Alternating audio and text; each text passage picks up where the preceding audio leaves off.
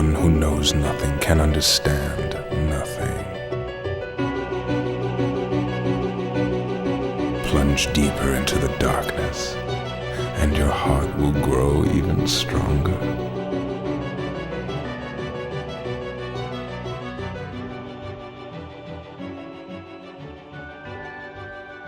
Good tidings, everybody, and welcome to the Ansem Report podcast.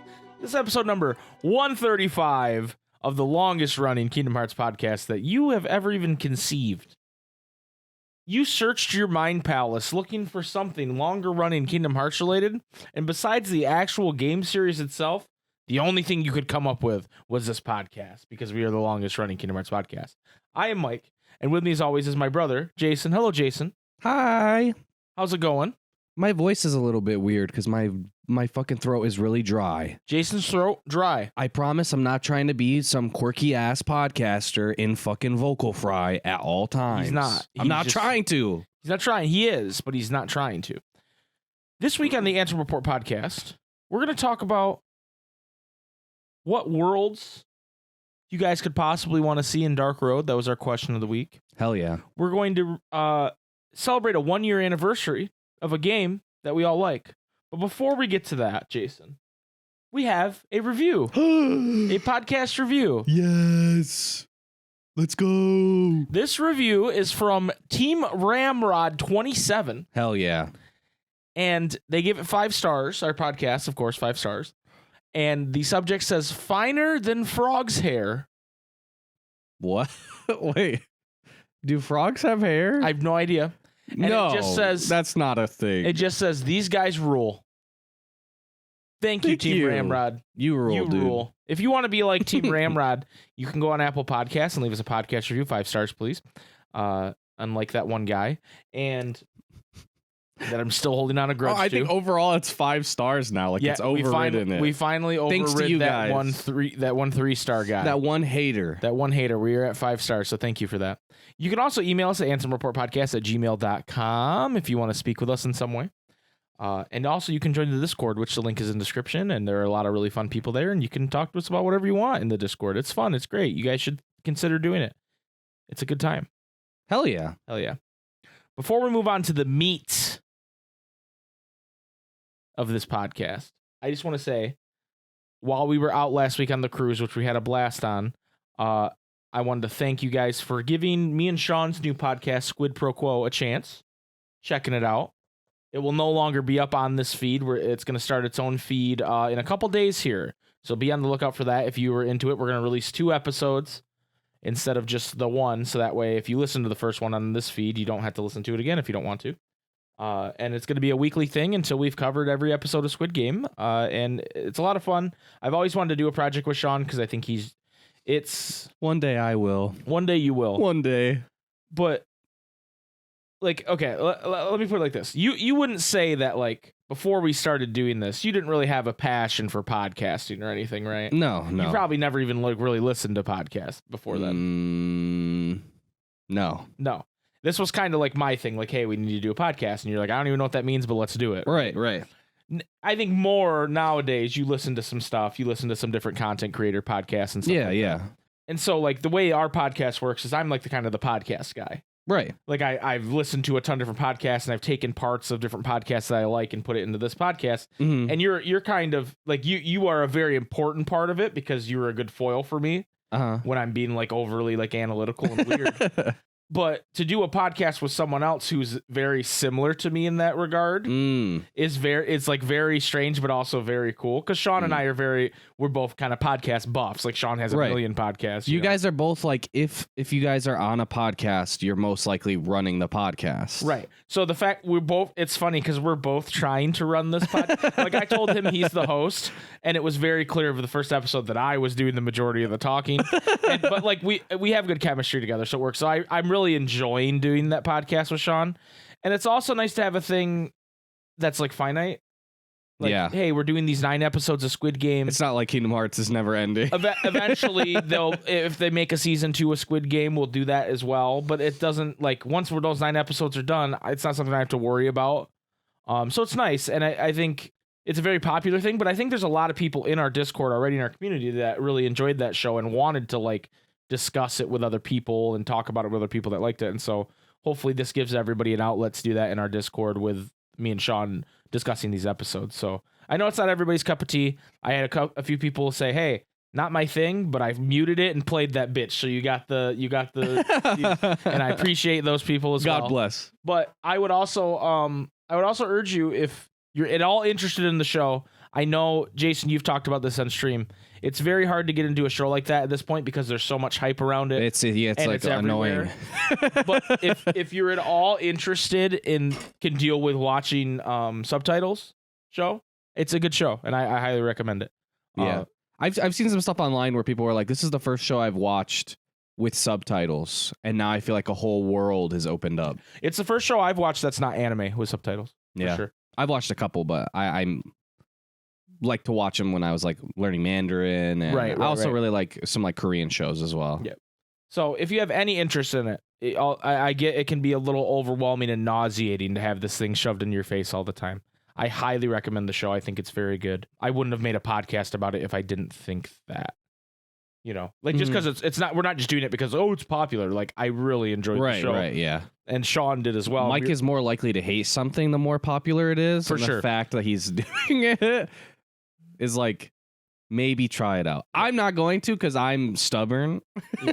Jason's become me in this situation. Yeah. But like I really think it's worth a watch because and especially if you like that kind of genre, like the battle royals, the Hunger Games, the Danganronpas, the kind of stuff where it's like a killing games kind of situation. Right. I think you'll really be into it. And I think the character work in the show is really well done. I also feel like I've just already seen the whole show. Yeah.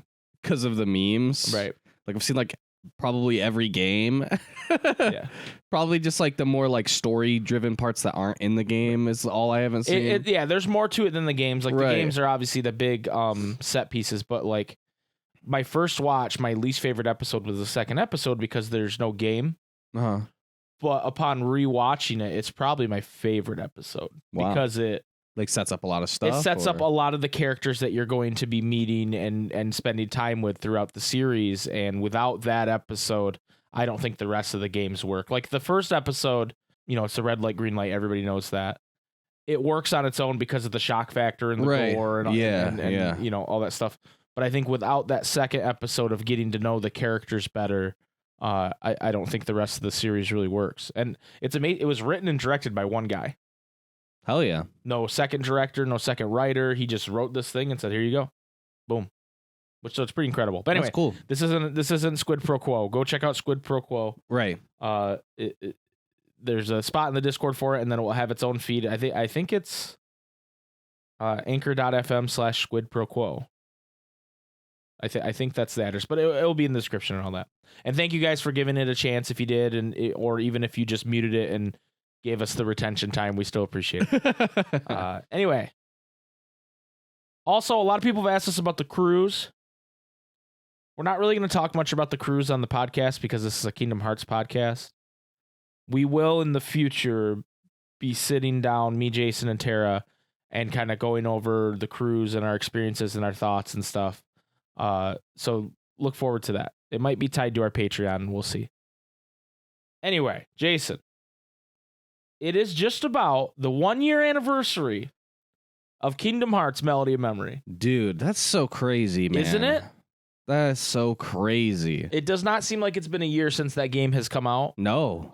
Thank you to Angel, also known as Pink Blue, for suggesting that we talk about the Melody of Memory 1-year anniversary, let alone reminding me that it was the 1-year anniversary of Melody of Memory. It's pretty surreal to think about. Yeah, honestly. It seems like just a little bit ago we were like trying to read Google Translate. Yeah, that was so fun. Yeah.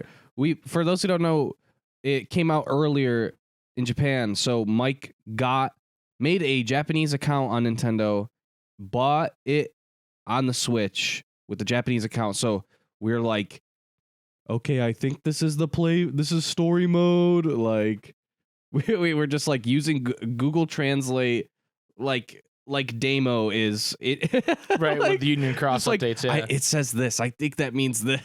Yes. And it was just so fun hearing all of the like Disney songs and shit in Japanese. Japanese. That was great too. And then just play, like we literally played through the entire game twice. Yep. And then platted it immediately. Yep. It was so fun. Not to mention the amount of time we played the demo, which came out a month before. Yeah, that too. The demo was a lot of fun. Just a really good game. And I thought it would be fun. I mean, we can talk about our overall thoughts of it. Before we get to, I thought it'd be fun to check out the Metacritic rating. The Metacritic for Melody of Memory. Because we've done this before with other Kingdom Hearts games. Like we kind of went back and looked at all the Metacritic ratings. In our critically acclaimed episode, Everyone's a Metacritic.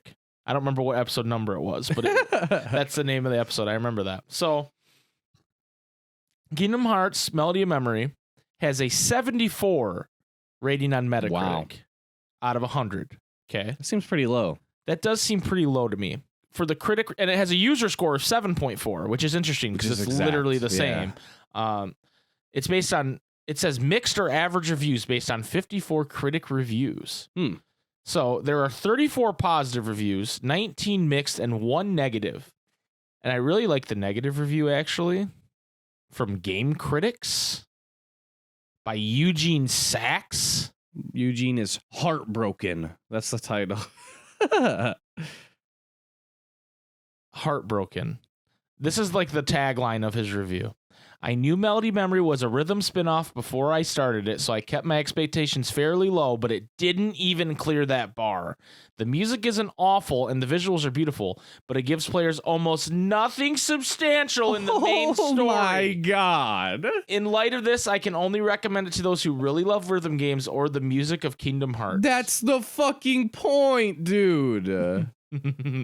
Eugene, dude.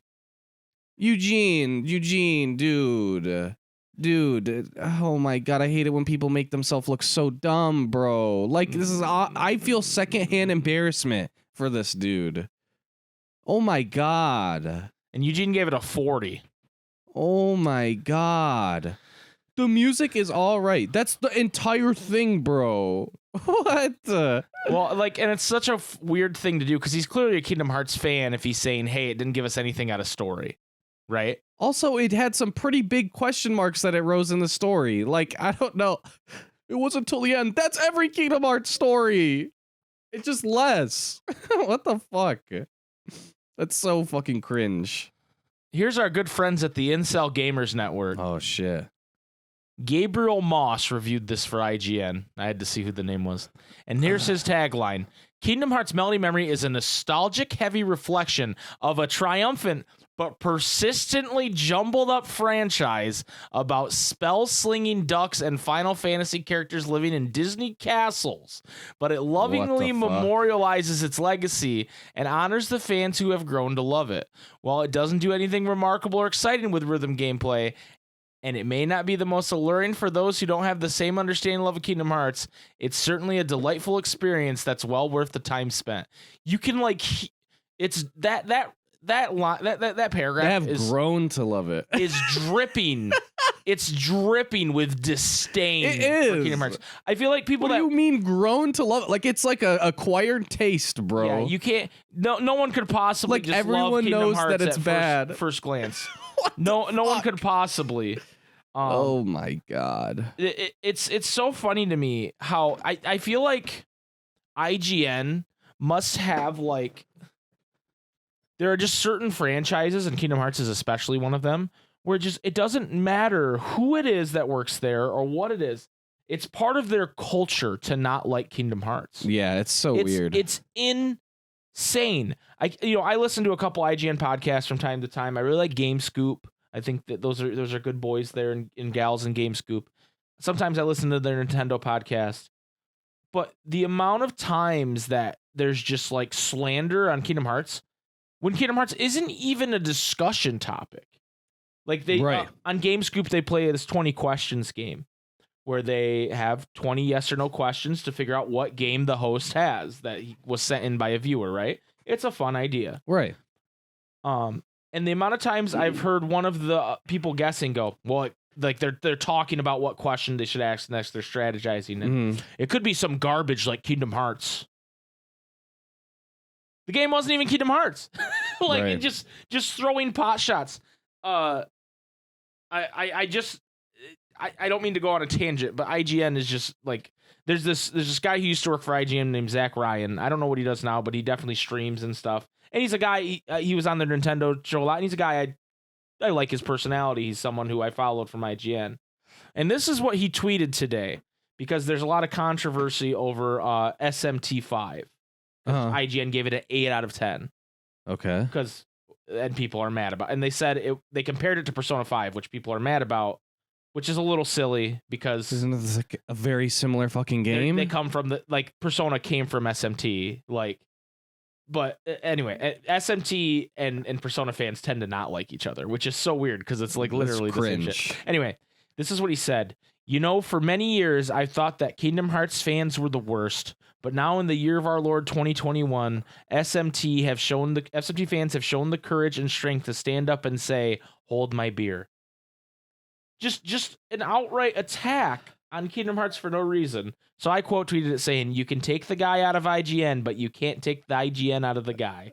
Because fuck that, dude. It's ridiculous, man. I don't understand. It's so funny because it's like everyone tries to like joke and act like it's like the craziest fucking game series where it's like, I don't understand. Like, haha, that's the funny meme. Like, it's so convoluted type shit, right? Mm-hmm. But it's like, guys, it really isn't. And you're also like comparing other games, like reviewing other games, like Final Fantasy VII Remake gets a 10. You know what I mean? Like, these are not so different in their storytelling and in their themes. Like, it's the same shit, guys. Like, what the fuck? Let's read a good review blurb from Noisy Pixel. I'll be real about it. By Jacob Kavanaugh. So not our friend Orpheus Joshua, but that's okay. But this is what they give it an 85, and they say Kingdom Hearts Melody Memory is an incredibly charming game that finally brings the stellar array of music from the series into the spotlight.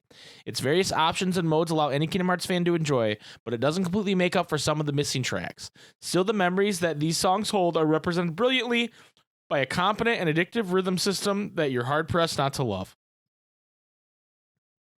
That is a fair review. That is a review that's saying this game has flaws. Right. That's what I would give it. But it's good. That's what I would give it. It's not a 10 out of 10. Trusted Reviews gave it a 90. Like, I'd give it an 85 because one is no DLC. Mm-hmm. That's fucking terrible. And then 2 is no, like, multiplayer where you can just, like, play against the multiplayer's bad. Both of those, like, the multiplayer and the no DLC give it an 85 for me. Everything else is fucking great. Here's another bad review from Slant Magazine. Okay, and I'm reading this just because the fucking thing is just by Ryan Aston, and he gave it a 50, and he says Melody Memory is less than the sum of its parts, a judgment one can fairly cast over the entire Kingdom Hearts franchise. What? So you're reviewing the whole game series now? Also, you psychopath? Go back to the click on the article. So the headline. Review. With Melody of Memory, Kingdom Hearts takes an undeserved victory lap. Like Kingdom Hearts 3 wasn't in the top 10 most sold games the year it came out, dude. Shut the fuck up. It was like the 6th or 7th most sold game that year. What in the fuck? It's so crazy. And it came out in January. It wasn't even like, they dumped it right before fucking Christmas. Like all these other games are fucking crutching all the time. What's so crazy to me is how like holy shit. Reviews are supposed to be like, you're not supposed to like go in with any preconceived notions about things. But they're fucking dripping. But they're just literally like, it's a Melody of Memory review, and you just slander the whole series. This person says that literally the timing is unreliable. Okay, get good, dude. There's like wrong. 3 tracks that have like one section where it's fucked up. Get fucking good. Dude, this is like the Cuphead review, dude. Yeah. What the fuck? Yeah, I can't do the parry. Anyway, I wanted to get our blood boiling for a minute there. Dude, if I'm like an editor, like if I own some type of news fucking website and somebody says that the game is like not even correctly done, and I go look at every other review and no one's even mentioned that, I'm fucking firing the guy, dude. You suck at games. Yeah. How can I like be like, okay, yeah, I trust that this guy's pretty good at games. He can have a pretty good understanding, and he can't even fucking play Melody of Memory, dude. He was probably playing on beginner as well. It's not a hard game. So here's a question for you. Melody of Memory has a Switch exclusive local 8-player multiplayer. Has anybody fucking tried this? What? No. Has anybody? I forgot about it until I just read it in this, on this Wikipedia article. On August 26th, during a Nintendo Direct Mini Partner Showcase, the game was announced with a release date of November 11th for Japan and November 13th for the rest of the world. The Nintendo Switch version of the game will have an exclusive free-for-all mode for up to 8 players to compete in local multiplayer. Has anybody done this? Is there anybody listening right now that has gotten even 3 people with their Switches connected to try this? No. I want to hear from you. Dude, I feel like we have to get people together and do this. This is so... I mean, like, it's so fucking weird, bro. Like... I don't even know what that game mode would be. Why would it have to be local? Well, because it's Switch, because you can do the local Wi-Fi... Or not Wi-Fi, just the local play. Like, you can't... Right, but why would it have to be local only? I don't understand. Because the lag over internet connections, probably. Hold on. I'm going to look on YouTube to see if there's even footage of this. Melody of Memory 8. Switch 8 players. No one has a lot of it is buried by algorithm, probably, right. But I don't see anything. Well, let's try Switch. Just do 8-player multiplayer or something like that. Without Switch. Well, it's only on the Switch, though. Right, but... player. Yeah, there's nothing. There's nothing. Or whoever did it, it has like a terrible fucking title. Like it's some meme title.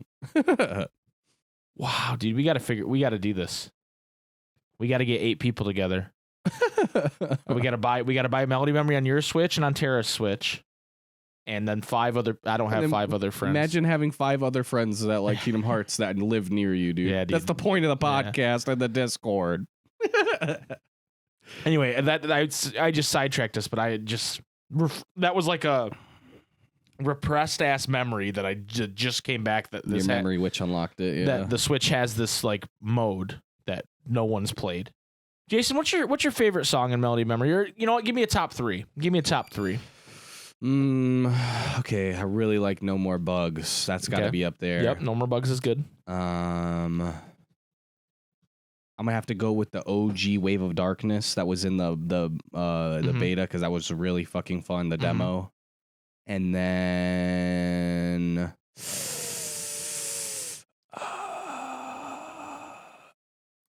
what's the one that plays when Night of Fate. That's the other one. Night of Fate. That's my top 3, dude. Okay, because that was like the first one where because we started playing it on Proud, right? Mm-hmm. And because we'd played the demo so much, that was the first one where I was like, oh shit, like let's fucking go, dude. Like you just are vibing and you feel it, and it's not so hard like Wave of Darkness was or whatever, where you'd have to like really like be tryharding, but like it felt hard enough, but also easy enough to where you were just vibing. It was such a good track. Mm-hmm. I'm gonna say Go For It. Okay. I love Go For It. Tension Rising is just hell yeah. And then I think I really like Traverse and Trance, even though it's easy as shit, but I just like that version of the song. Yeah. The Dream Eaters coming at you too are really, it's like probably the best because they actually like fucking move and shit. I actually have a lot more respect for 3D's music after Melody of Memory than before. Yeah. I really like Hand to Hand. I feel the same thing with like BBS music. Yeah. BBS music was really fun as well.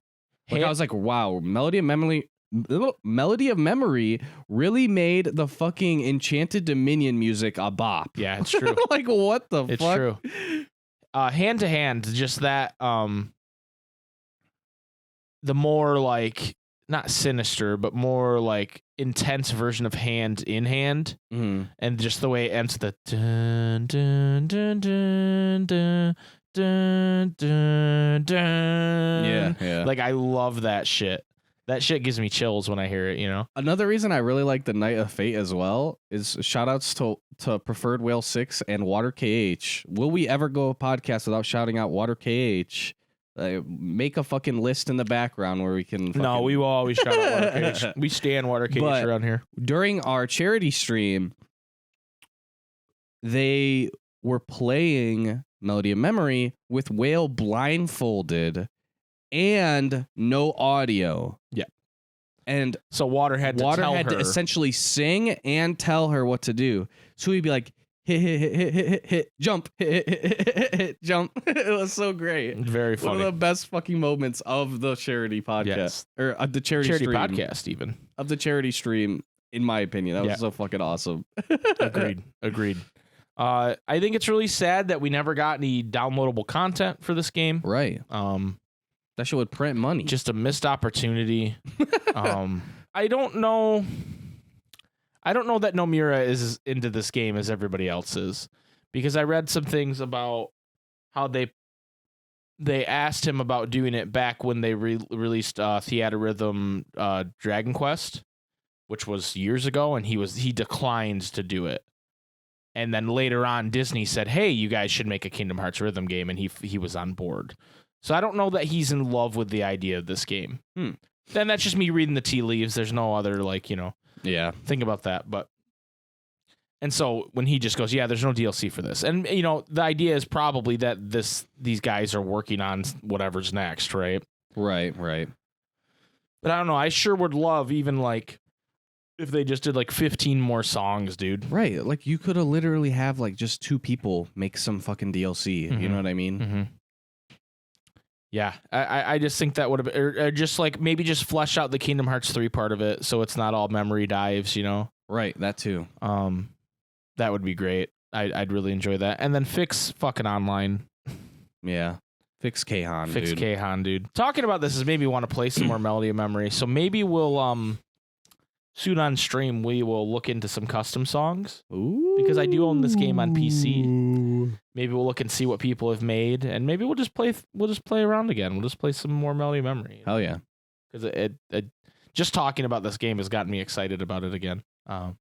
So fuck yeah! Happy 1 year anniversary to Melody of Memory. 1 year old. We love you. We appreciate you. We love that you gave us something to chew on while we're waiting for whatever Kingdom Hearts stuff is next. And because God knows shit hasn't happened in the last year. I mean, there's the Union Cross finale, Sora and Smash. That's true, but that's not as far as story for sure. Right, but for a year where Nomura said, "Hey, there's not going to be a lot going on," I think we've been pretty fortunate. True. With that and Sora and Smash and the PC releases and Union Cross ending and Dark Road coming soon, hopefully. We'll see on that. Infinitely delayed. There was a leak recently, and I don't want to spend too much time on this, but it was similar to the other GeForce leak where it had a bunch of dates on it. And I don't know that the dates are accurate. I think that's the thing people are focusing on, and to me, they look just like placeholder dates. But there was a Kingdom Hearts 4 listed on there, and the placeholder date was September of 23, I want to say. I could see that. And that would miss the 20th anniversary, though. Right. 20th anniversary is next year. Yeah, I don't think the next game is Kingdom Hearts 4. But there was no other game listed on this leak. Because that shit's under wraps, bro. It's wrapped up. BBS 2, it's coming. More Top interestingly, secret. It had Final Fantasy Tactics Remaster and Chrono Cross Remaster again. So, please. And Final Fantasy 9 Remake, I think it's still called Remake, which I don't know what that is. If there's no way that would be on the level of 7 Remake, my guess is it'd be more like Octopathy in style. Probably. As opposed to this giant blown up 3D remake, right? Yeah, I don't think... If they ever do another one like 7 Remake, it'd probably be 10. Yeah, I agree. Anyway, this is not a Final Fantasy podcast. This is a Kingdom Hearts podcast. We're going to take a shortish break. And when we come back, we are going to do the question of the week, which, as we talked about before, is what top 3 worlds would you like to see in Dark Road when it finally finishes sometime this winter? We'll be right back.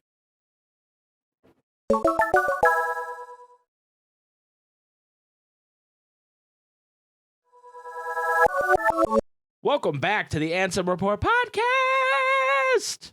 It's time for the question of the week. Oh, yeah. Thank you, Afroxis, again, for that beautiful, beautiful, beautiful question of the week stinger. Jason, this week's question is from you. What? I know. If you could pick 3 Disney worlds to be in the end of Dark Road, what would they be, and why would young Xehanort go there? Kind of a 5-head question. Big brain question. First answer's from our man, Zombie Man. My man. And he says 1, Game Central Station. 2, Ooh. Disney Castle. 3, 101 Dalmatians. Ooh, okay. And he goes on to explain. First, he would go to Game Central Station and remember his past self disappeared before he became Xehanort. Very square thing to do, by the way. Oh, shit. Second, he would go to Disney That's Castle. fucking heavy. Meet with Donald and Goofy, and then Goofy says some 20-head thing like, "Gosh, Donald, doesn't this guy remind you of someone we met before?" And Donald griefs the hell out of Goofy and says, "You're just imagining things." That's a very Donald thing to do that's in true. Cage. Griefing him. Third, they would go to Donald, don't 101 grief Dalmatians world, probably somehow meet Cruella before they meet Pongo and Frida. Learn they can talk, because what the fuck? Why the fuck not? Help them find the pups, do some kind of major battle with Cruella getting taken over by darkness and Xehanort releasing it from her before returning to all 101 Dalmatians back. KH1 callback, but they're not in different worlds. I don't think we're going to a Disney World in the last part of Dark Road, Knowing Square. We're going to Quadratum or something like that. All right, Zombie. Okay. Good answer. Okay. I thought he was going to say, like, yo, he defeats Cruella, but then that fucking world starts splitting apart, and that's when all the Dalmatians get fucking That makes sense. put everywhere. That makes sense. Billy the Kid Lawrence says, my first choice is Atlantica, perhaps giving us more insight into King Triton having knowledge of the Keyblade. Him and Xehanort just vibing about lore. Just luring it up. They're just maybe they're like smoking a shell. You know, they got like a shell bong. A peace shell. A peace pipe shell, you know, and they're just hitting it. They're hitting the conch, Yeah, bro. they're hitting the conch, dude, together. My second choice is Halloween/Christmas Town, so Xehanort can experience the fun and magic of both before all his friends die. Oh, God. My third choice is Toy Box, but only briefly to give later young Xehanort the idea of studying that world in Cage 3, alongside not ruining the continuity of Woody seemingly never having interacted with him before absolutely destroying him. Also, I agree with Zombie about Game Central Station. Good idea. Maybe you throw Aqua in there somewhere too, because mommy. Just for no reason. Just to get the mommy. Worth. BioRoxus says Agrabah at night, and Agrabah after dark. Shut the fuck up. And Dreamer said to Bio, okay, you can leave now. Yonsong simply adds the Haunted Mansion, Flubber, and Meet the Deedles. Okay. Yonsong really pulling some movies out there. Claudia DLC says Treasure Planet, Atlantis, The Graveyard in New Orleans from Princess and the Frog. Ooh. Wildcat Diana says Atlantica. Make Xehanort kill Triton's wife or something. I just want that scene from KH1 explained. You know, you could explain it without killing someone's wife, Diana. Oh my God. Just kill his wife. Just murder his wife. 101 Dalmatians London. It's different from Peter Pan's London, so it would be neat, and they can cash in on Cruella a bit. Cinderella Castle Dreams. We already established the fairy godmother knows more than she lets on. Unless she is 4, she should make a guest appearance. Yeah. Unless she's vor. I just pictured the fairy godmother with a big tummy. Like a big tummy. I'm gonna throw up. She vored something or somebody. DP Grant says Beast Castle. Xehanort sees the developing darkness and the prince's selfishness and transforms him into a beast to teach him a lesson. But he has to draw on future old man Xehanort's power to do so. As a result, he temporarily looks old, so that's why the servants remember him as an old woman. Okay. Timeless River. Xehanort is drawn to what becomes the cornerstone of light in the then unoccupied world. He and Ericus both try interacting with it, which results in an act of creation. Ericus would be Lurks and Xehanort Walt Disney. I don't know who that is. Probably the other guy that helped Disney create Disney. And then Treasure Planet. This world would be talked about in hushed whispers among the students at Xehanort's school. He travels there giddy and having heard good things, but bails upon discovering it's kind of boring with no strong characters to get attached to. See, DP Grant does this thing where he's like, oh, these answers are nice and wholesome. And then the last answer is always like taking a jab at somebody. And I love it. Alex says, Enchanted Dominion so Maleficent can mind control Xehanort into fucking killing someone like how she did with Terra. Okay. Toybox so Xehanort can learn about vessels and inserting hearts into them to create new people. Okay. And Arendelle so Xehanort can learn his OP ice magic he used to fucking murk Vanitas in the KH2 secret ending. I would put more effort into my answer, but I'm really tired from traveling, so maybe next time copium. Yeah. Well, he murks Ventus. Yeah, he said Vanitas, but he meant Ventus. Yeah. Yeah. When Ventus goes. Oh, no, he did say Ventus. I just read Vanitas. Oh. Or he edited it in the time from when I just read it till now. Alex, you sneaky bastard. You sneaky deaky. Kyrie's bro says, I'm going to say you would want the Kingdom Hearts exclusive worlds like Hollow Bash and Twilight Town and the world that never was. I feel like it would explain why older Xehanort ends up in these worlds, but also because I'm a little sick of seeing the same old worlds of the mobile games, and this would be a breath of fresh air. Yeah. Not Agrabah and Agrabah After Dark and Agrabah At night.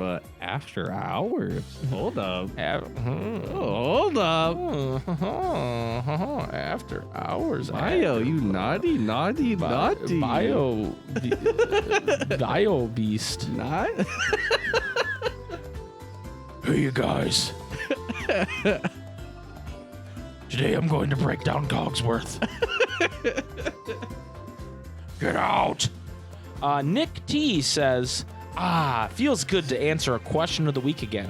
I recently started a new position at work that has me working 4 a.m. to 12:30. So I've been a bit busy.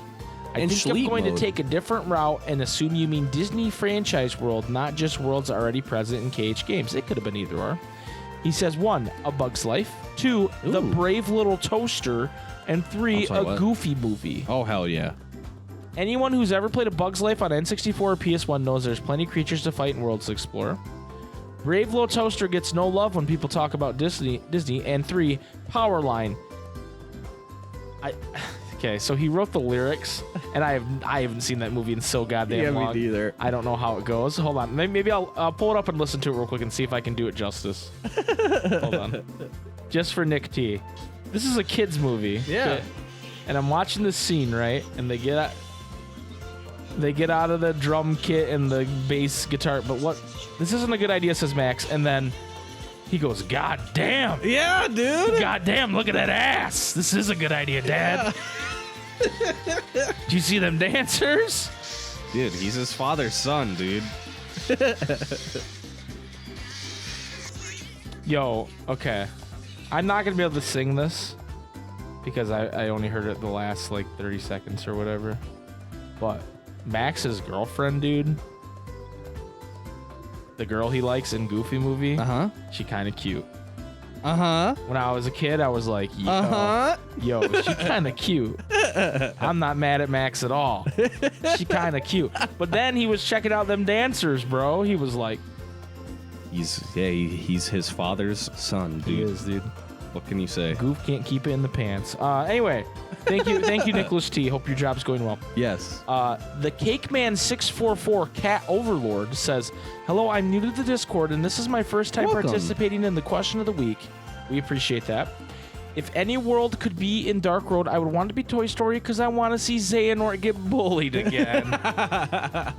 Take that, Xehanort. Yeah, get fucked, young Xehanort. Young Zay. Yeah. Thank you for answering your first time. We appreciate it. Yeah.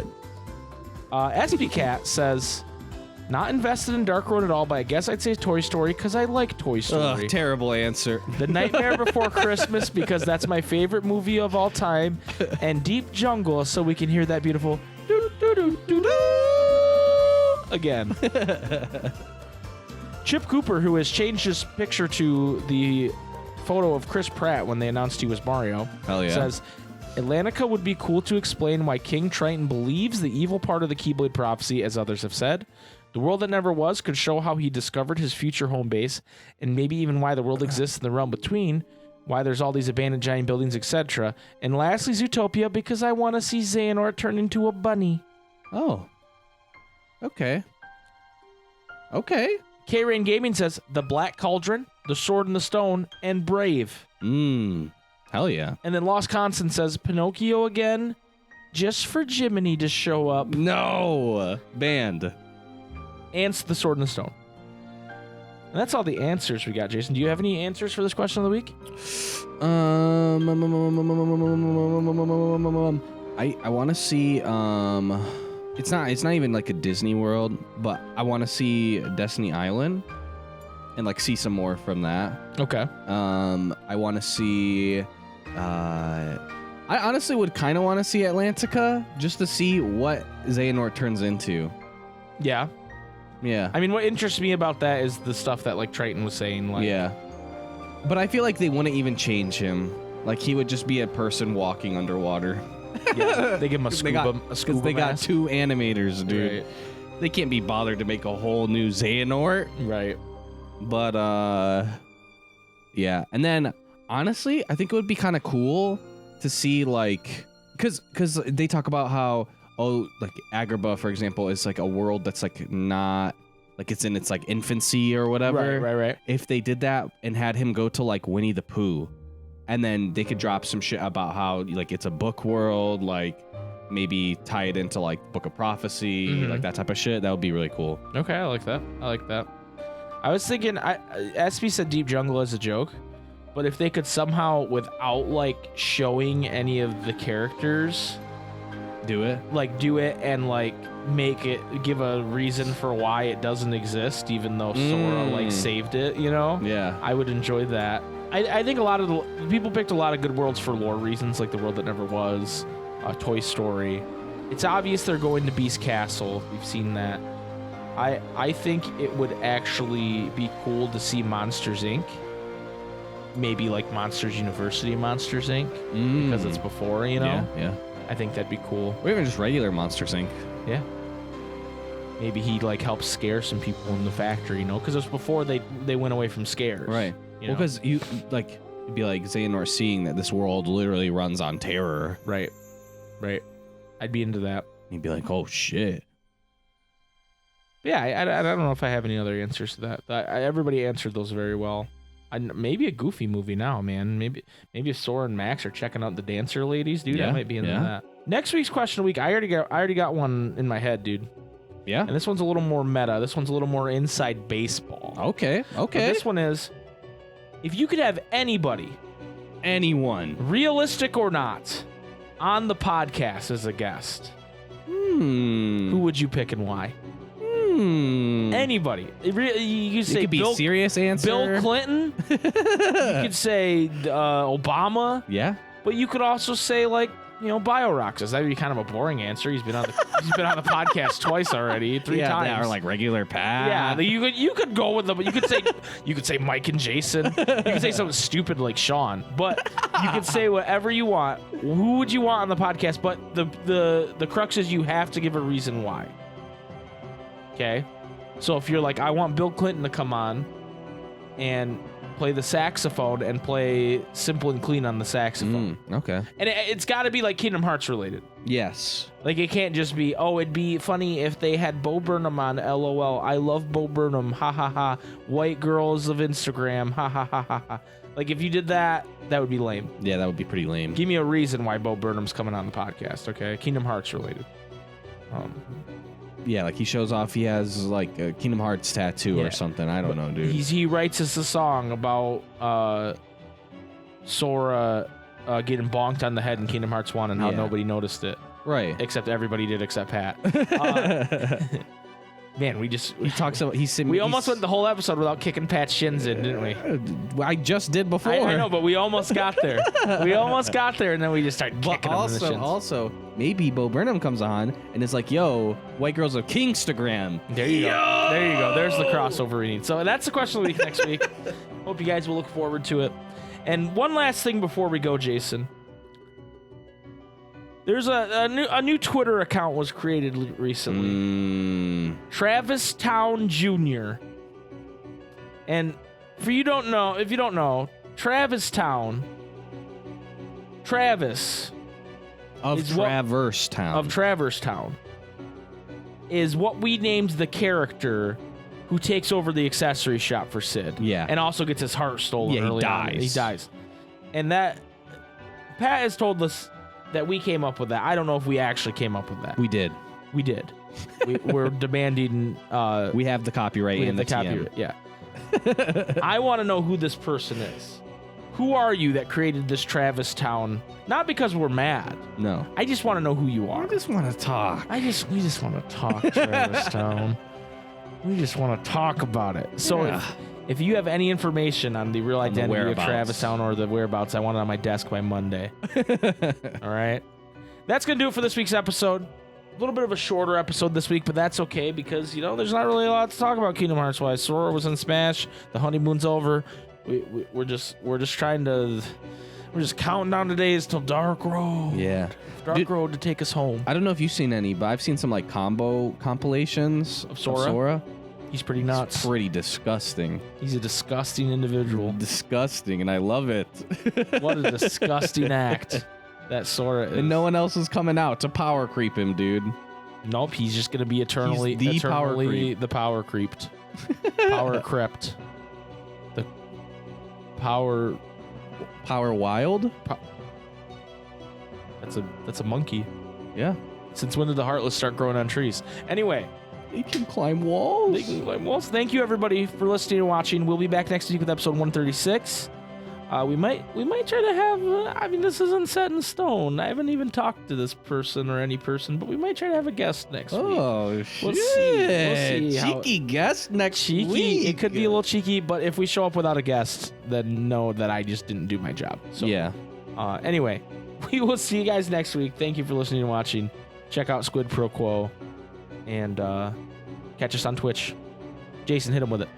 May your heart be your guiding key. Thank you. Now, fuck off.